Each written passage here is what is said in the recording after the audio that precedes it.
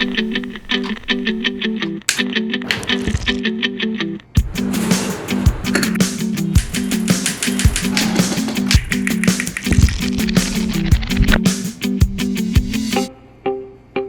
Are के लक्ष्मण का common man typewriter पे निकाला था and then he took it and he wrote beautiful remark, fantastic, even with pen and brush the result couldn't have been better.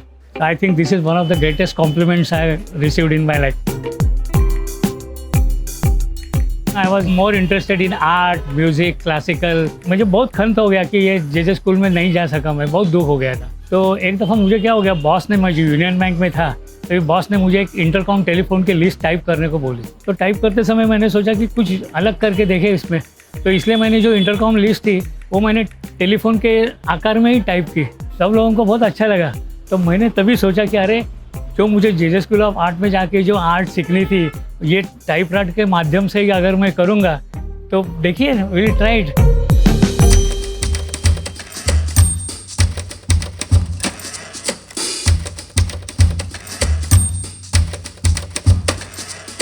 जब भी मैंने पहले टाइपराइटर पे पिक्चर्स बनाना शुरू किया तो मैं पहले एक्स कीज का यूज़ करती हूँ। It is like a cross stitch. उसमें पेपर स्ट्रेट ही होता है और आप टाइप करते जाओ, उसमें कुछ घुमाने का वगैरह कुछ नहीं, just insert the paper and you go on typing.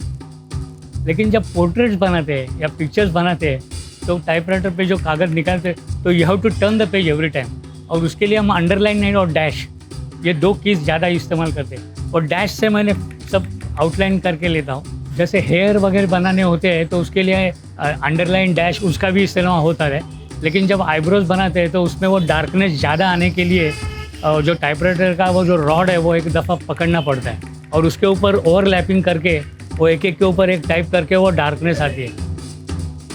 Sachin का पिक्चर टाइपराइटर पे बनाने को शुरू किया तो जब भी उनके हेयर बनाने के थे तो मैं बोला, अरे बाप रे, अभी ये हेयर तो कर्ली हेयर है, कैसे बनाऊँ?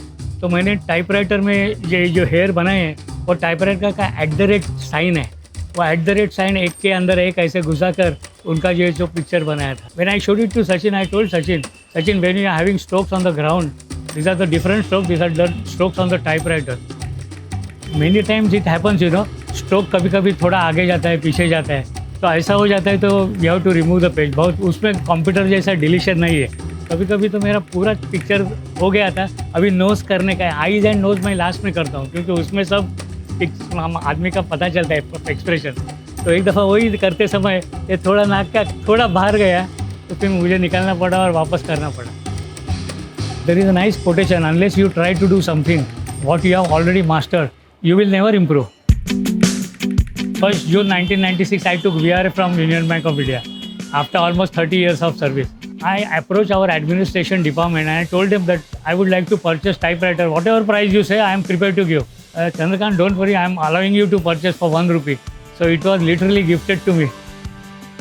अभी भी घर में जब मैं टाइपराइटर पे पिक्चर बनाने के पहले कवर निकाल के टाइपराइटर को हाथ लगाता हूँ तो मुझे फीलिंग पता चलता है। मुझे जैसी फीलिंग लगती है वैसे ही मुझे लगता है कि वो टाइपराइटर को भी फीलिंग लगती है कि अपना आदमी आ गया। तो that relation is there now that typewriter last 23 years, that typewriter is in our house, it is like one of our family members only.